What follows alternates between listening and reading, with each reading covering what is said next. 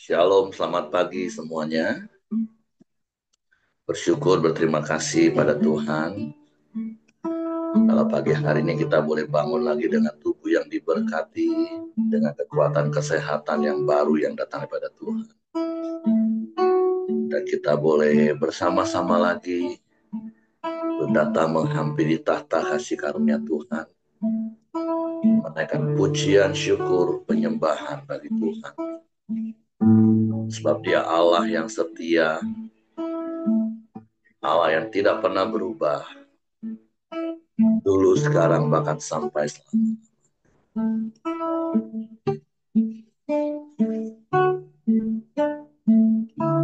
Bapa, kami bersyukur, kami berterima kasih kepadamu pagi hari. Engkau baik bagi kami. Engkau sungguh baik, Engkau sangat baik, Engkau teramat baik bagi kami. Engkau selalu baik dan selamanya Engkau baik bagi kami. Pagi hari ini kami datang kepadamu,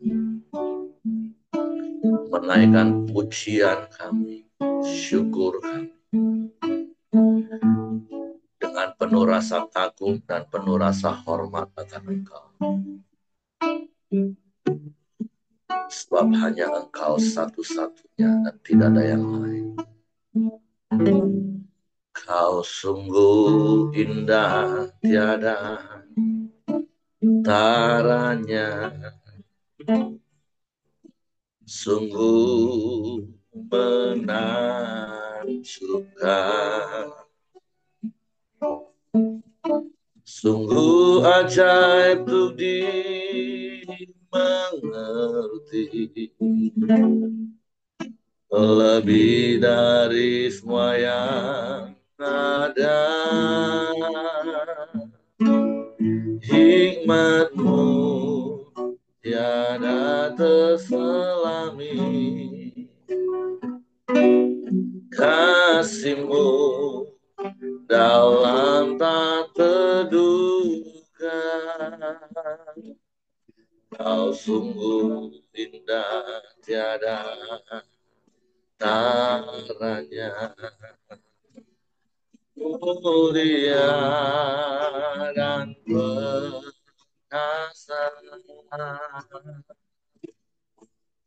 Kagum hormat akan Engkau, ku kagum hormat akan Engkau, Kau Allah yang layak dipuji,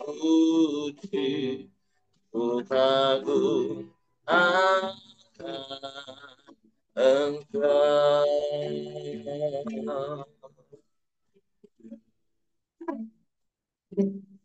Kau sungguh indah, tiada taranya, sungguh menakjubkan, sungguh ajaib untuk dimengerti, lebih dari semua yang ada. Hikmat-Mu tiada terselami,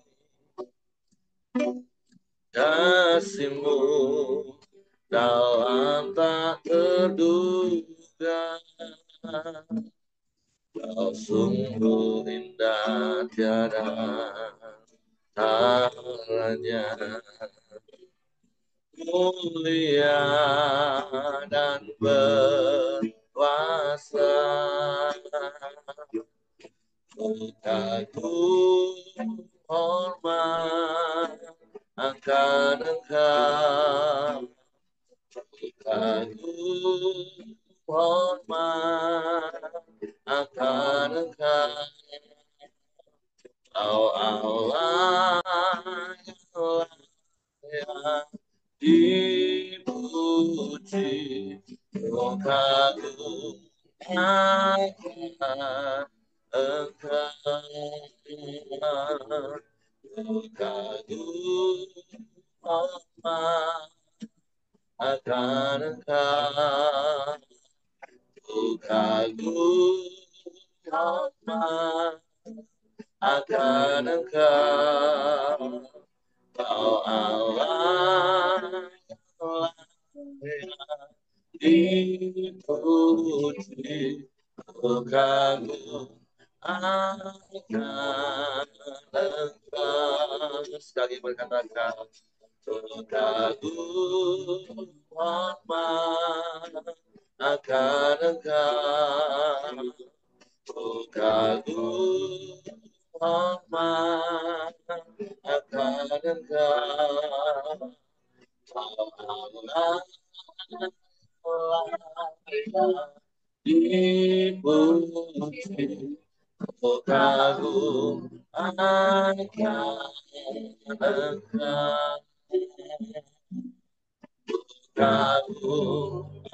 akan Engkau, oh kagum akan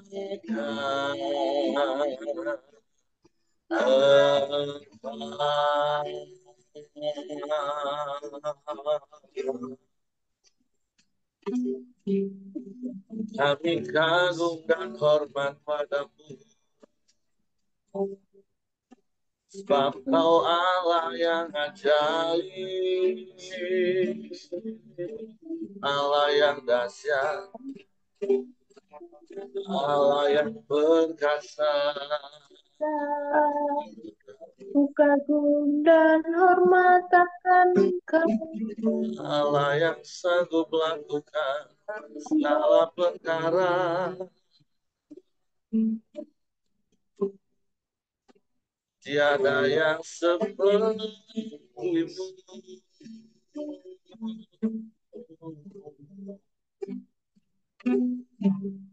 Kami menyembah,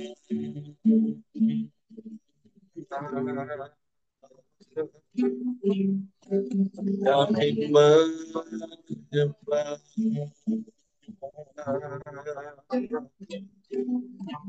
dengan penuh rasa kagum, dengan penuh rasa hormat, dengan penuh rasa syukur. Kami memuji, kami menyembah, meninggikan nama-Mu, Yesus. Tuhan ajaib,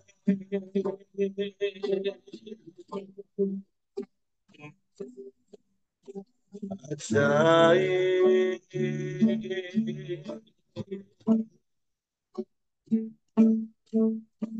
Engkau Tuhan,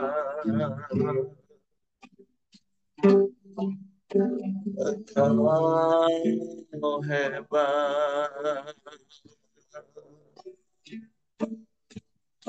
Engkau dahsyat Tuhan, Engkau luar biasa, Engkau yang sanggup melakukan segala perkara.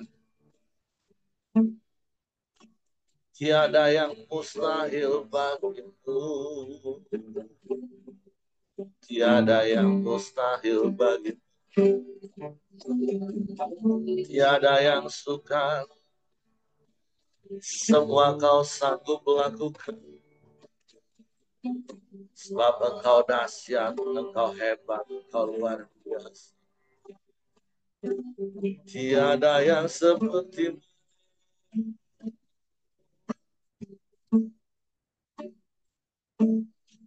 tiada yang lain.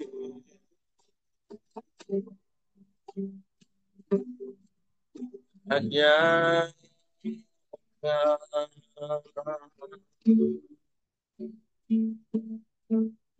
terpujilah nama-Mu, Terpujilah namamu, Yesus.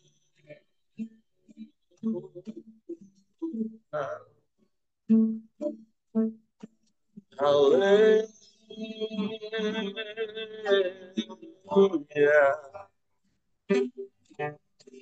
Haleluya.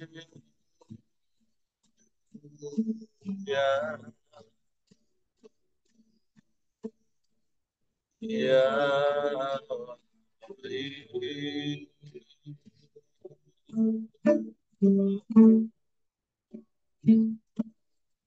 sungguh baik,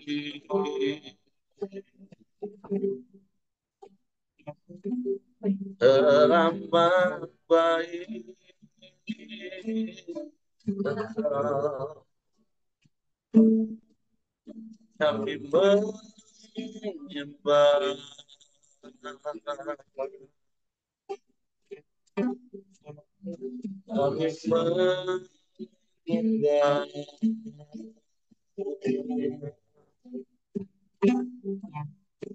kepadamu, hanya kepadamu, sebab Engkau satu-satunya dan tidak ada yang lain. Tidak ada yang sama seperti, hanya Engkau satu-satunya. Allah yang dahsyat, Allah yang hebat, Allah yang luar biasa. Allah yang sanggup melakukan segala perkara. Tiada yang mustahil bagi. Tiada yang sukar bagimu. Engkau sanggup menolong kami.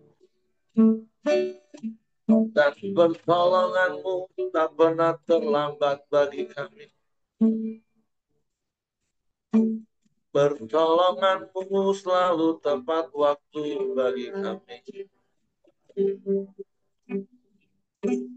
Kami bersyukur. Kami bersyukur. Terpujilah namamu, Yesus Tuhan.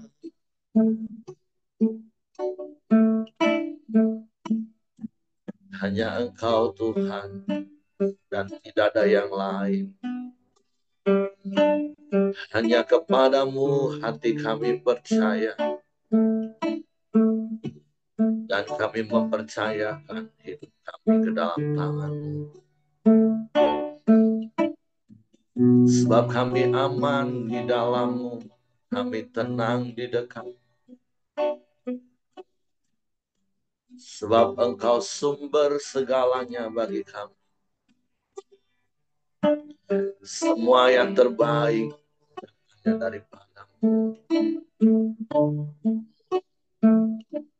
Terima kasih, terima kasih, terima kasih Tuhan. Terima kasih. Pujilah namamu. Tidak ada yang lain selain Engkau.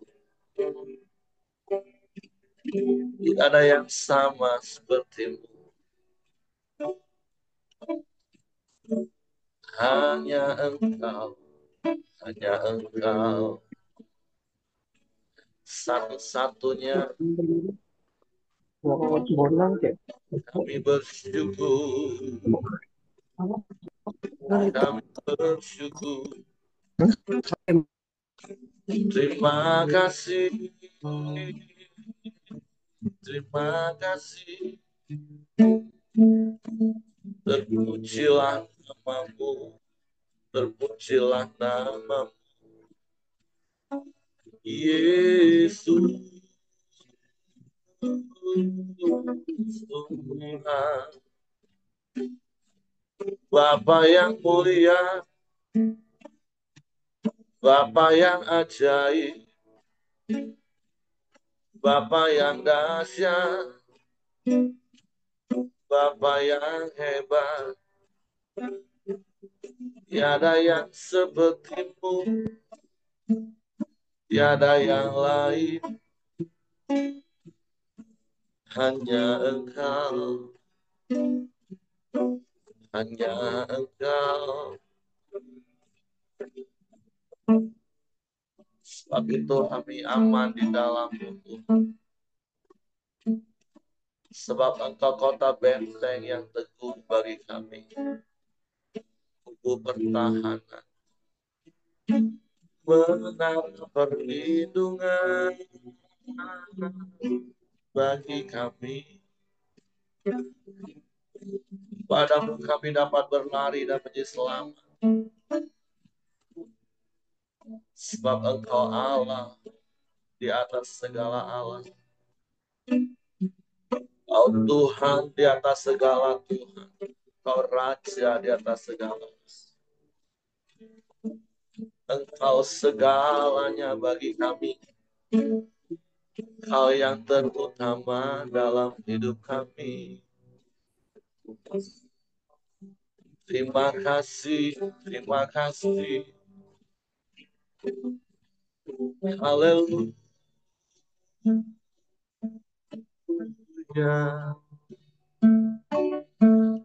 Haleluya.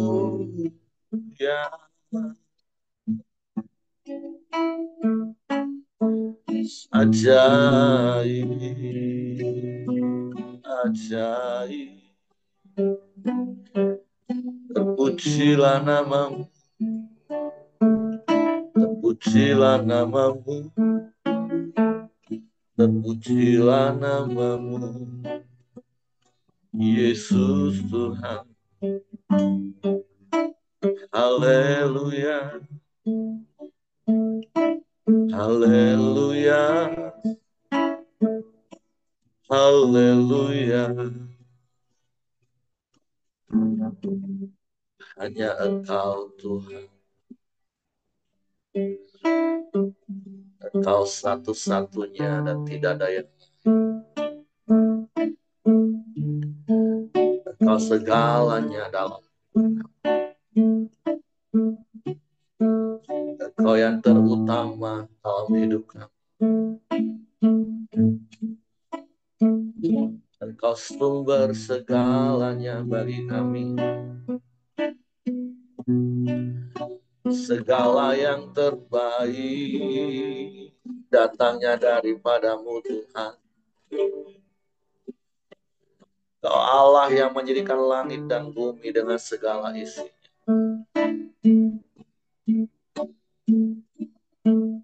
Engkau Tuhan yang setia, yang tak pernah berubah. Dulu, sekarang, bahkan sampai selamanya. Terpujilah namamu, terpujilah namamu, terpujilah namamu, Yesus Tuhan. Ajaib, Tuhan. Kau dahsyat, kau hebat, kau luar biasa. Tiada yang sepertimu, tiada yang lain. Haleluya. Terima kasih. Terima kasih. Ya.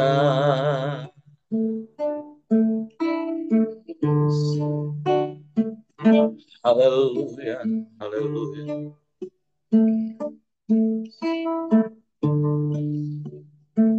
Terpujilah namamu.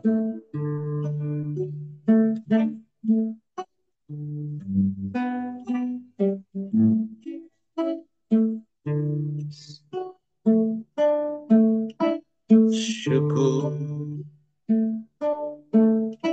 Terima kasih. Kaulah segala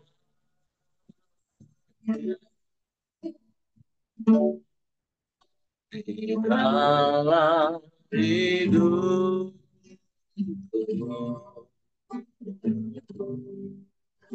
Kerajaanmu sebenarmu itu bagianku.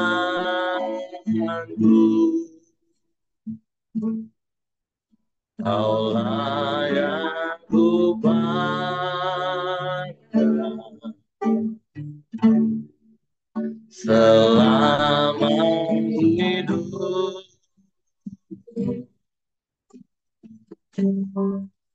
mengasihimu, memuliakanmu, Bapa dan Rajaku. Kau Bapa yang mengasihi kami, Kau Bapa yang mengasihi, yang kuasamu memulihkanmu, hatinya aku kau berikan untukku dapat melihat rencana bagiku. Kau ada di belakangku, hatiku haus dan lapar akan Engkau.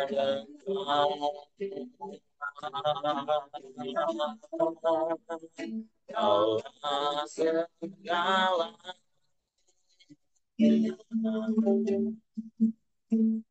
di dalam hidup, kerajaanmu, kebenaranmu, itu bagianku.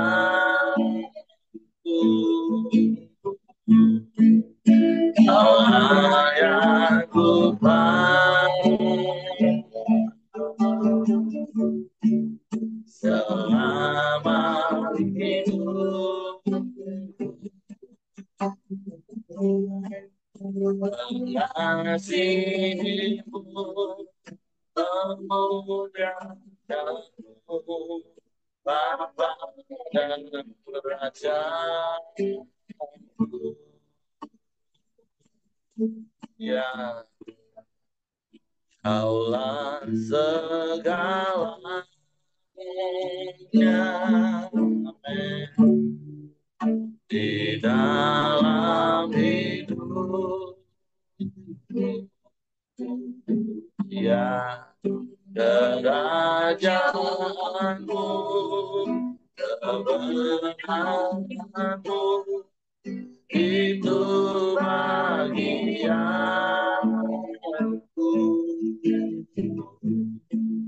Kaulah yang ku pandang selama hidup, mengasihimu, memuliakanmu, mengasihimu, memuliakanmu, ya, mengasihimu, memuliakanmu. Amin. Bapa dan Raja,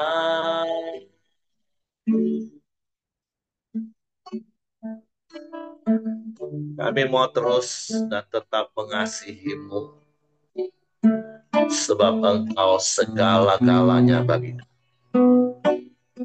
Segala yang ada pada kami, semua datangnya daripada.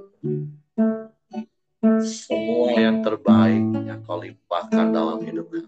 Sebab engkau mengasihi kami. Kami bersyukur dan kami bangga punya Bapa yang seperti itu. Kami mau terus tinggal di dalam, dan biarlah firman-Mu tinggal dalam hati kami, menguasai, mengendalikan, dan mengarahkan hidup kami. Suatu pagi hari kami buka hati kami lagi hanya untuk firman. Roh Kudus, tolong kami untuk mengerti dan memahami firman, sehingga kami percaya firman dan kami melakukannya dalam hidup kami. Dalam nama Yesus kami sembah. Haleluya. Haleluya. Oke, silakan itu. Shalom Bapak Ibu, selamat pagi. Kita akan meneruskan renungan kita pada pagi hari ini di dalam kitab Yunus pasal yang keempat. Ini kitab terakhir dari rangkaian kitab Yunus 4 pasal. Kita akan baca dulu di Yunus pasal 4 tentang perikop Yunus belajar menginsafi bahwa Allah mengasihi bangsa-bangsa lain. Tetapi hal itu sangat mengesalkan hati Yunus, lalu marahlah ia. Dan berdoalah ia kepada Tuhan, katanya, "Ya Tuhan, bukankah telah kukatakan itu ketika aku masih di negeriku? Itulah sebabnya aku dahulu melarikan diri ke Tarsis, sebab aku tahu bahwa Engkaulah Allah yang pengasih dan penyayang, yang panjang sabar dan berlimpah kasih setia, serta yang menyesal karena malapetaka yang hendak didatangkannya. Jadi sekarang ya Tuhan, cabutlah kiranya nyawaku karena lebih baik aku mati daripada hidup." Tetapi firman Tuhan, "Layakkah engkau marah?" Yunus telah keluar meninggalkan kota itu dan tinggal di sebelah timurnya. Ia mendirikan di situ sebuah pondok dan ia duduk di bawah naungannya, menantikan apa yang akan terjadi atas kota itu. Lalu atas penentuan Tuhan Allah, tumbuhlah sebatang pohon jarak melampaui kepala Yunus untuk menaunginya, agar ia terhibur daripada kekesalan hatinya. Yunus sangat bersuka cita karena pohon jarak itu. Tetapi keesokan harinya ketika fajar menyingsing, atas penentuan Allah datanglah seekor ulat yang menggerek pohon jarak itu sehingga layu. Segera sesudah matahari terbit, maka atas penentuan Allah bertiuplah angin timur yang panas terik, sehingga sinar matahari menyakiti kepala Yunus. Lalu rebalah ia lesu dan berharap supaya mati. Katanya, "Lebih baiklah aku mati daripada hidup." Tetapi berfirmanlah Allah kepada Yunus, "Layakkah engkau marah karena pohon jarak itu?" Jawabnya, "Selayaknya lah aku marah sampai mati." Lalu Allah berfirman, "Engkau sayang kepada pohon jarak itu, yang untuknya sedikit pun engkau tidak berjerih payah, dan yang tidak engkau tumbuhkan, yang tumbuh dalam satu malam dan binasa dalam satu malam pula. Bagaimana tidak, aku akan sayang kepada Niniwe, kota yang besar itu, yang berpenduduk lebih dari 120.000 orang, yang semuanya tak tahu membedakan tangan kanan dari tangan kiri dengan ternaknya yang banyak." Nah Bapak Ibu, di pasal yang keempat ini adalah sambungan dari kemarin pasal 3, bagaimana ketika Niniwe bertobat, seluruh bangsa bertobat, dan Tuhan tidak jadi membinasakan kota Niniwe. Ternyata hal itu mengesalkan hati Yunus. Nah, dari apa yang sudah kita baca, ada beberapa poin yang saya dapatkan. Ketika pembinasaan rencana Niniwe akan dimusnahkan, saya teringat dengan kisah Sodom dan Gomora. Kita juga tahu bagaimana Sodom dan Gomora itu akhirnya dimusnahkan Tetapi respon yang berbeda yang dilakukan oleh Abraham pada waktu itu dengan apa yang dilakukan oleh Yunus ketika Niniwe. Ketika Niniwe akhirnya diputuskan Tuhan untuk tidak dimusnahkan karena mereka bertobat, Yunus menjadi kesal. Respon Yunus, dia kesal, dia marah. Yunus maunya ya kehendak dia yang jadi, supaya Niniwe itu dimusnahkan. Tetapi berbeda dengan Abraham. Ketika Abraham mengetahui, dan pada waktu itu di Kejadian pasal 18, ketika Sodom dan Gomora hendak disampaikan melalui malaikat, malaikat itu pun mau ngomong pun ke Abraham itu antara mau ngomong, antara mau tidak gitu loh. Dan bagaimana juga Abraham, akhirnya malaikat ngomong ke Abraham bahwa Sodom dan Gomora akan dimusnahkan. Abraham itu sampai nego dengan Tuhan. Abraham ngomong sama Tuhan, kalau seandainya ada 50 orang saja yang hidup benar, apakah engkau masih akan memusnahkan Sodom dan Gomora? Dan Tuhan menjawab tidak. Sampai 5 kali, dan di kesepakatannya kalau ada 10 saja orang benar, maka Tuhan tidak akan memusnahkan Sodom dan Gomora. Yang ternyata pada saat itu Sodom dan Gomora hanya keluarga Lot yang hidup benar. Nah, sungguh respon yang sangat berbeda dengan Abraham dan Yunus pada saat ini. Jadi Yunus kesal, Yunus marah. Padahal kita tahu bahwa Yunus itu mengenal Tuhan. Ketika kita mengenal Tuhan, tetapi Yunus, ya itu tadi balik-balik egonya tadi, dia mementingkan egonya sendiri. Ketika dia berkata di ayat yang kedua, dia ngomong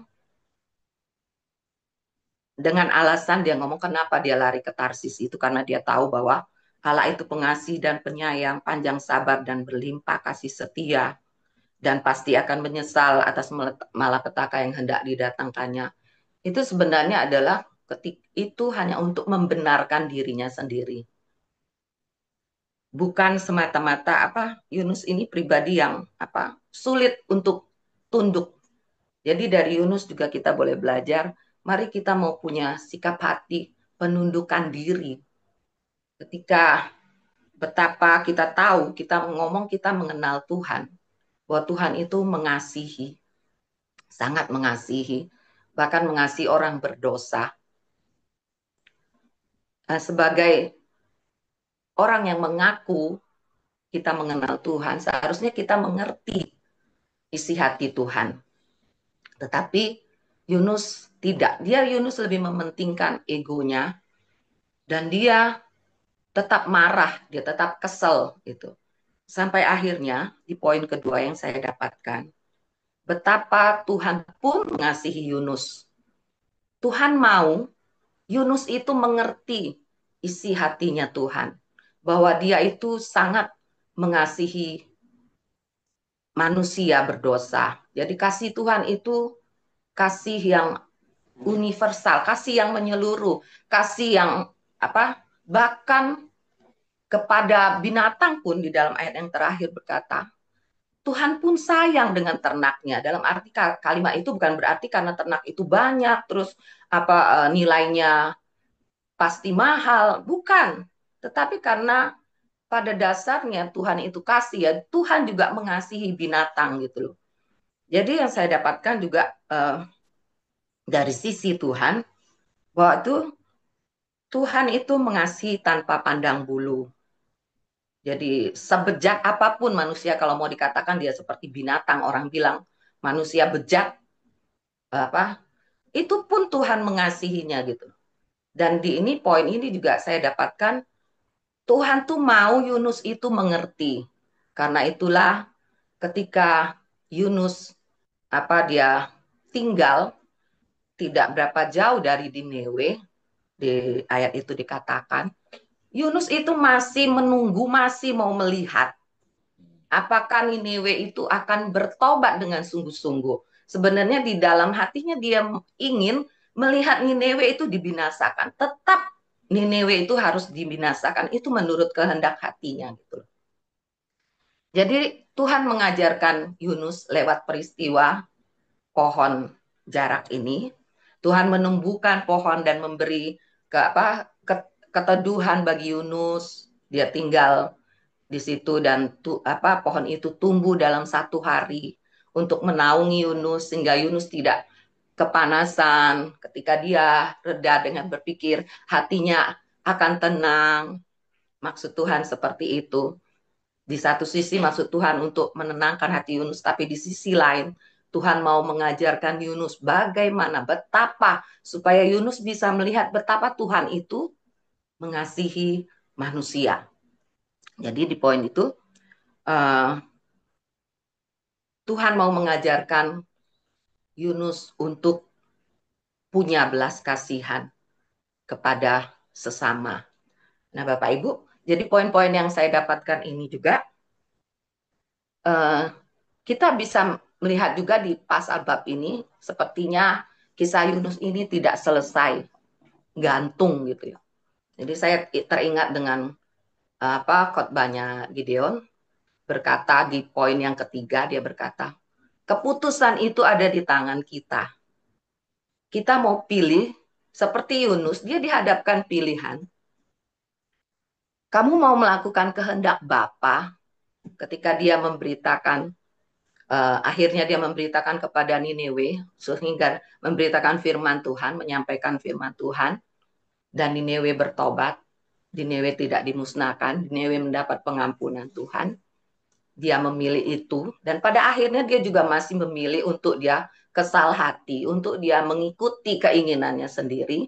Kita tidak tahu di akhir kisah Yunus ini seperti apa, tapi poin yang saya dapatkan, keputusan pilihan apapun itu ada di tangan kita, tetapi biarlah setiap keputusan yang kita ambil itu kita melakukan kehendak Bapa. Nah, inilah poin-poin yang saya dapatkan, yaitu pertama belajar dari Yunus, biarlah kita memiliki pribadi yang punya belas kasihan. Terus poin yang kedua, dari sisi Tuhan, betapa Tuhan itu sangat mengasihi manusia berdosa dan Tuhan mau kita pun juga mengerti isi hati Tuhan itu supaya kita pun bisa mengasihi manusia dan saya percaya kita bisa karena kita sudah punya kasih Tuhan itu. Dan poin yang ketiga, setiap pilihan keputusan apapun, mari kita mau memilih untuk melakukan kehendak Bapa, bukan melakukan kehendakku, bukan melakukan apa maunya aku. Ketika itu tidak sesuai dengan keinginanku, aku bisa marah, bahkan aku marah dengan Tuhan. Ini yang dilakukan oleh Yunus. Nah, itu saja Bapak Ibu yang bisa saya sampaikan melalui perikop penutup dari kisah Yunus ini. Dan di akhir kisah ini memang seperti gantung apa yang menjadi keputusan Yunus, tapi itu menjadi renungan bagi kita bahwa setiap keputusan kita hendaknya keputusan itu untuk melakukan kehendak Bapa. Tuhan Yesus memberkati. Saya serahkan kepada suami saya. Oke, terima kasih istriku. Jadi hari ini kita ada di akhir dari kisah Yunus secara tertulis. Walaupun sesungguhnya ya seperti kalimat terakhir dari istri saya, kisah ini menggantung, nggak tahu kelanjutannya seperti apa. Karena selama kita tidak mau merubah kesalahan kita, ya hidup kita nggak jelas. Itu sih yang saya dapat dari kisah Yunus. Kan dari awal saya katakan, kalau kitab Yunus ini ada satu hal yang menonjol, yaitu egois. Orang kalau egois itu ujung hidupnya tuh nggak jelas, Bapak Ibu. Makanya mari kita miliki hati yang penuh kasih, karena sesungguhnya kasih Tuhan itu sudah dicurahkan dalam hidup kita. Seperti 4 hari yang lalu saya katakan bahwa egois itu adalah tabiat dasar dari orang berdosa. Tapi bukankah kita bukan orang berdosa lagi? Di dalam Kristus kita adalah orang benar. Di dalam Kristus kita adalah anak-anak Allah. Di dalam Kristus kita adalah ciptaan yang baru. Di dalam Kristus kita umat pilihan Tuhan. Jadi, mari mati ego. Karena kalau kita belajar lagi dari tahun lalu, bagaimana supaya hidup kita itu menghasilkan buah dan buah kita itu tetap. Dan di sepanjang tahun ini, kita diajar bagaimana supaya hidup kita itu menghasilkan buah itu ya kita harus penuh belas kasihan kepada orang-orang di sekeliling kita yang belum mengenal Tuhan. Terlepas siapapun itu, apalagi kalau itu adalah orang-orang yang kita kasihi secara hubungan darah. Masa kita nggak peduli?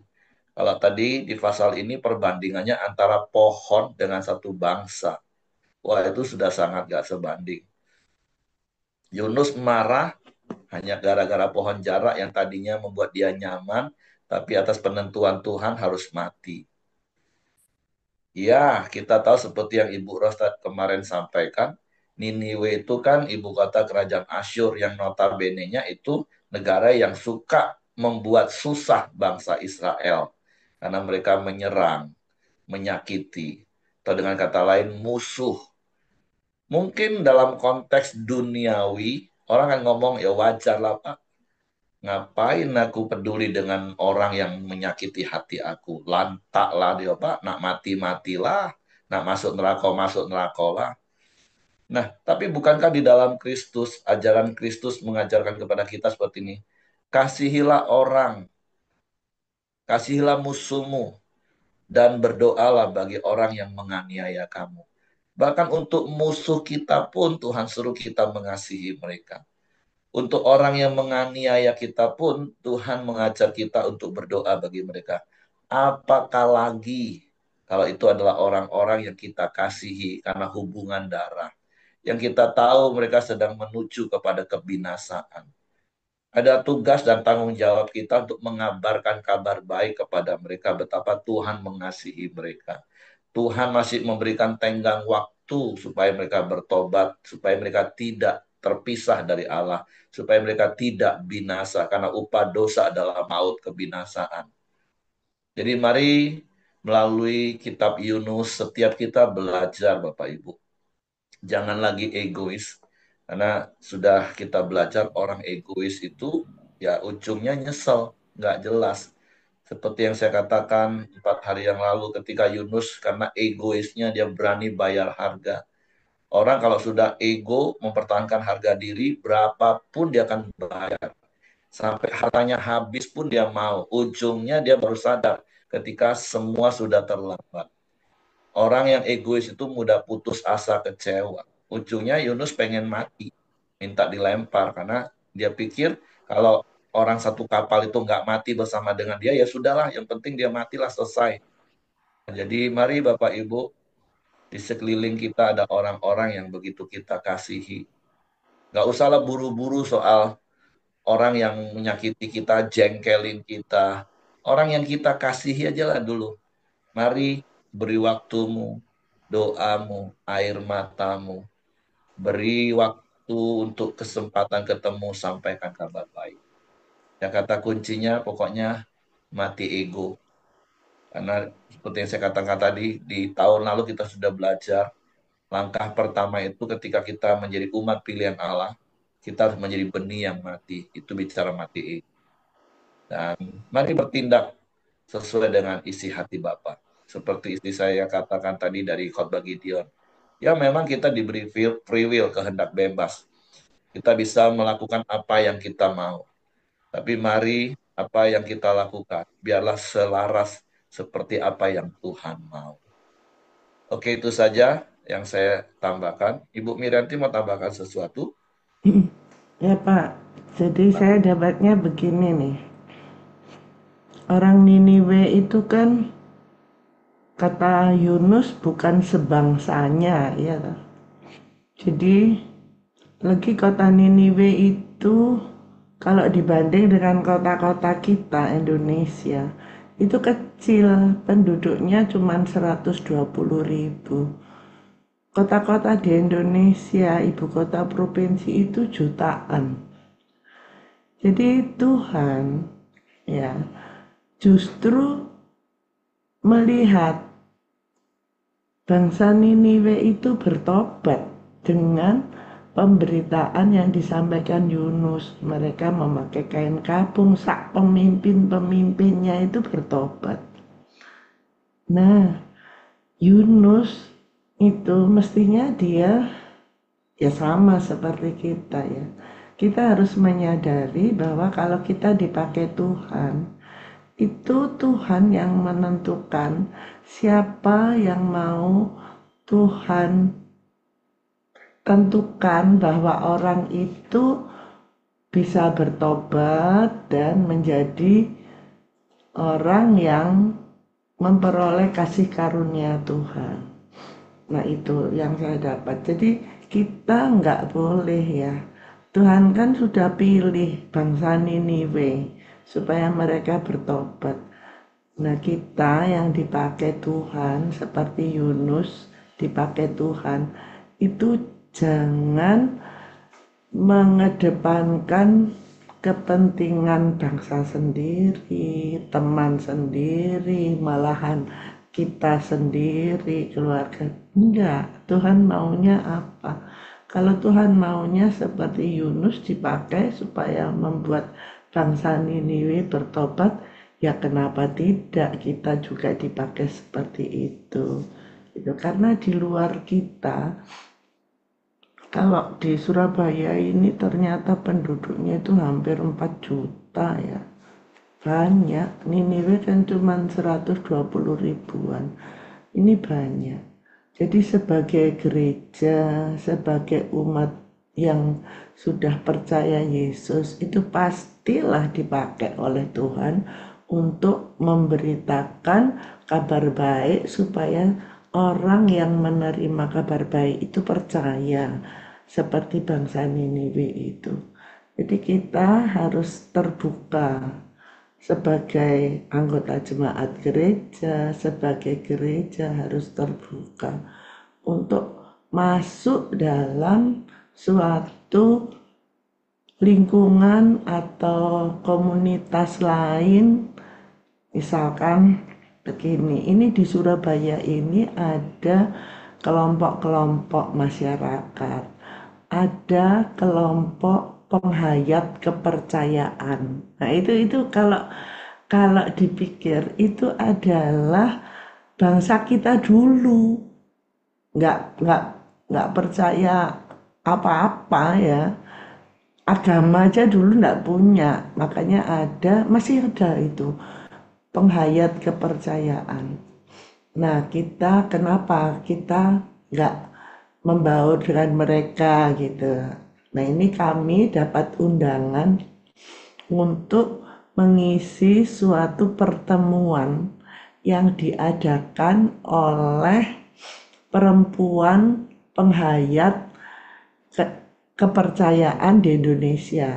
Mereka menyebut kelompoknya itu Puan Hayati. Jadi perempuan yang penghayat kepercayaan di Indonesia. Nah kami diundang untuk apa? Untuk nyanyi, Bapak Ibu.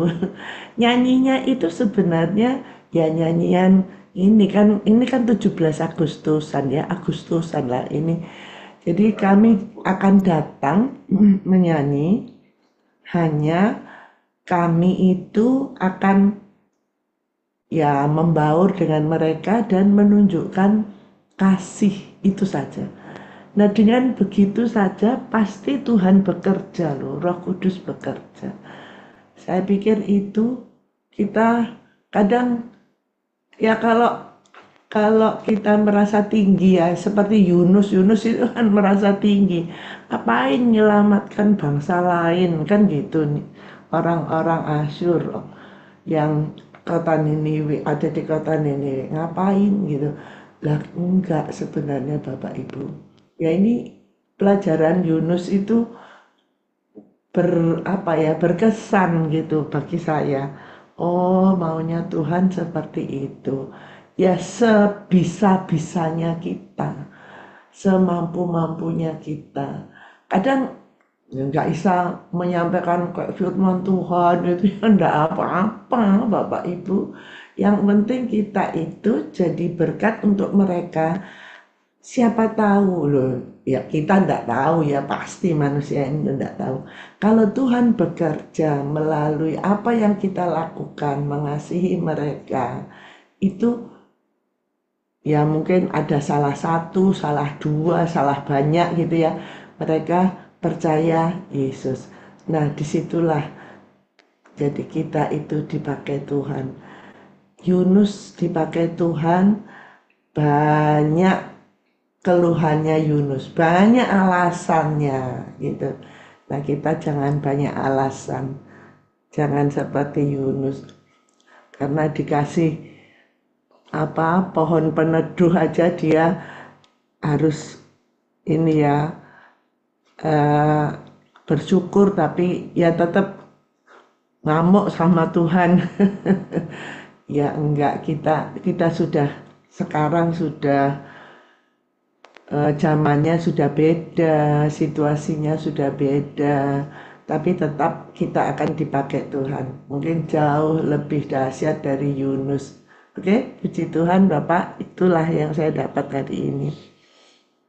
Oke, terima kasih untuk Bu Mirianti. Ya, jadi Tuhan akan tetap bertindak sesuai dengan hakikat dirinya, yaitu kasih dan adil. Allah harus bertindak secara fair, bukan ketika Niniwe berdosa langsung dihukum. Enggak. Tuhan harus sampaikan firman-Nya dulu. Nah, baru ketika orang dengar firman, keputusan mereka bertobat atau tidak bertobat, itu yang akan membuat mereka menikmati atau mengalami tindakan akibat dari hal itu. Nah, kalau seandainya Niniwe nggak bertobat, ya tetap akan dimusnahkan. Seperti istri tadi saya katakan tentang Sodom dan Gomora, ya tetap dimusnahkan karena nggak bertobat. Bahkan mau melawan dengan malaikat yang diutus, kalau kita ingat kisah itu. Nah, jadi tapi karena Niniwe bertobat, ya orang yang bertobat jadi ampuni. Itu hakikat Tuhan. Apalagi di dalam konteks zaman sekarang yang saya katakan. Kasih dan keadilan Allah itu bertemu lewat pengorbanan Yesus. Nah, bagian kita ya sampaikan karya salib itu kepada orang-orang.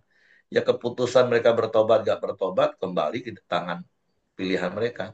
Tapi masalahnya kalau mereka nggak pernah dengar kabar baik itu, seperti kitab Yeskiel katakan, dan kita sudah diutus oleh Tuhan secara pribadi, personal, sekali lagi, mulai dari orang-orang terdekat kita, orang tua kita, pasangan kita, anak kita, keluarga kita.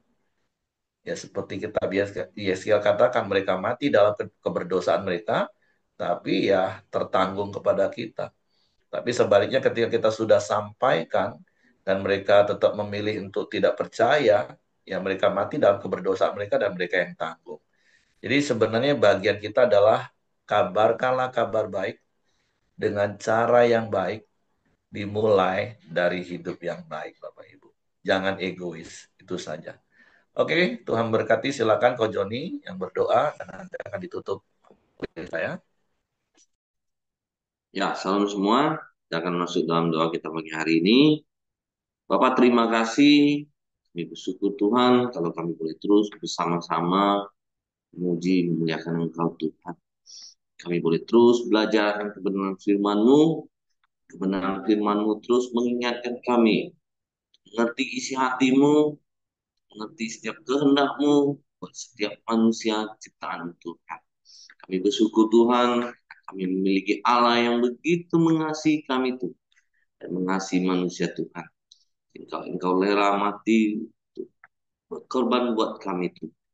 Dan ajar kami Tuhan untuk terus melakukan kehendak-Mu, yaitu menjadikan semua bangsa murid-Mu. Terus kami memberitakan kebenaran firman-Mu ya, setiap kehidupan kami Tuhan.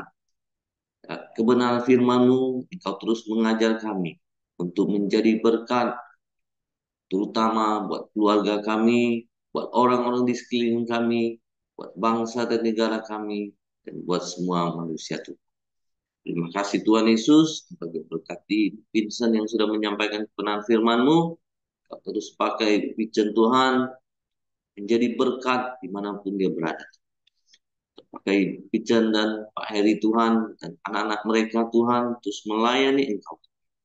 Terima kasih Tuhan Yesus, berkati kami semua sudah mendengarkan kebenaran firman-Mu. Kami terus boleh mempraktekkan kebenaran firman-Mu dalam setiap kehidupan kami. Terima kasih juga Tuhan Yesus, pagi hari ini juga kami terus berdoa buat doa Tuhan, Engkau terus memberi dia kekuatan dalam masa-masa pemulihan kesehatannya Tuhan. Ya, kuasa-Mu terus bekerja dan lewat hidup Dorcas Tuhan, yang boleh menjadi berkat kesaksian bagi banyak orang. Terima kasih juga Tuhan Yesus, kami juga berdoa buat Wahyu Tuhan untuk pemulihan kesehatannya Tuhan, dan terus bekerja untuk pemulihannya. Dan Engkau terus pakai dia jadi berkat bagi banyak orang.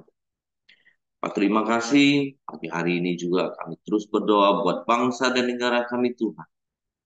Engkau memberkati bangsa dan negara kami ini Tuhan. Engkau memberikan keamanan dan kesejahteraan buat bangsa dan negara kami Indonesia ini. Engkau memberikan hikmat kepada para pemimpin-pemimpin bangsa kami Tuhan. Mulai dari presiden, para menteri dan stafnya Tuhan.